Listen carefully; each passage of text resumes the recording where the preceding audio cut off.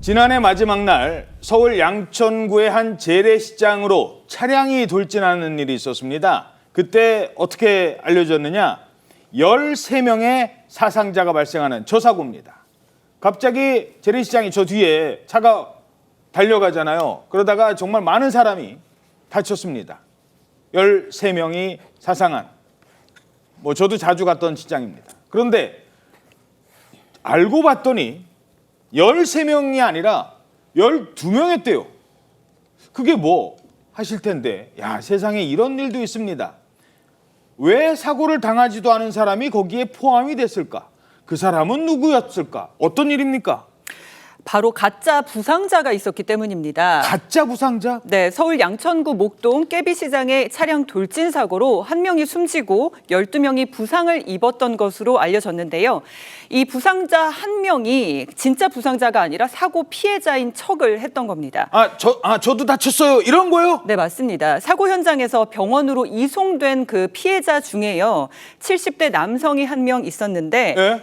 이 남성은 병원에서 2주간 300만 원 가량의 치료를 받았고 보험사와 가해 운전자 측으로부터 보험금과 형사 합의금 명목으로 400만 원을 받았습니다. 그러니까 저 사람은 대충 와서 기웃거리다가 아이고 나도 다쳤어 이런 거예요 지금? 네, 그렇게 모두 700만 원을 편취를 한 건데, 그런데 이 모든 게 다 돈을 받아내기 위해서 부상을 당한 것처럼 이제 그런 신용을 했던 겁니다. 야, 그러니까 막 어수선한 틈을 이용해서 나도 다쳤다고 해서 병원 가서 치료받고 그리고 돈 받고, 하지만 병원 진단 내용과 다른 말을 하면서 가짜 피해자 행세를 했다는 사실이 들통이 난 겁니다.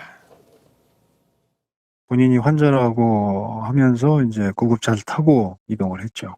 진단서상에 나온 그 진단 내용하고 본인이 진술하는 부분이 이제 조금 일치하는 부분들이 좀 있어가지고 의심점이 있다고 보고 이제 주변 CCTV를 확인하다가 사고 장소에 없었던 부분을 확인을 하고 CCTV를 저희가 확인을 시켜주니까 그때서야 이제 시인을 하더라고요. 사건 자체가 특이하죠.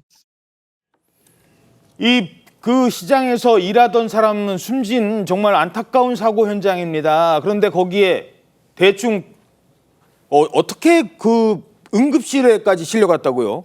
이 남성은 당시에 사고 현장에 있지도 않았습니다. 이 남성은 사고 현장과 약 20-30m 떨어진 지점에 위치해 있었는데 이 사고 후에 아수라장이 된 틈을 타서 현장 안으로 들어갔고 피해자인 척하면서 구급차를 타고 병원으로 가게 된 겁니다. 구급차까지 타고 간 거예요? 그렇습니다. 그렇지만 병원 진단 내용과 진술 사이에 차이점이 있는 부분을 의심한 경찰이 주변 CCTV를 확인해 봤더니 CCTV에는 범행 장면이 그대로 담겨 있었습니다.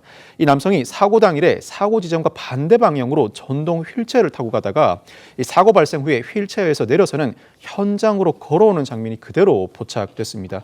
이 남성 경찰 추궁에도 범행을 부인하다가 CCTV 영상을 제시받고서야 범행을 인정했습니다.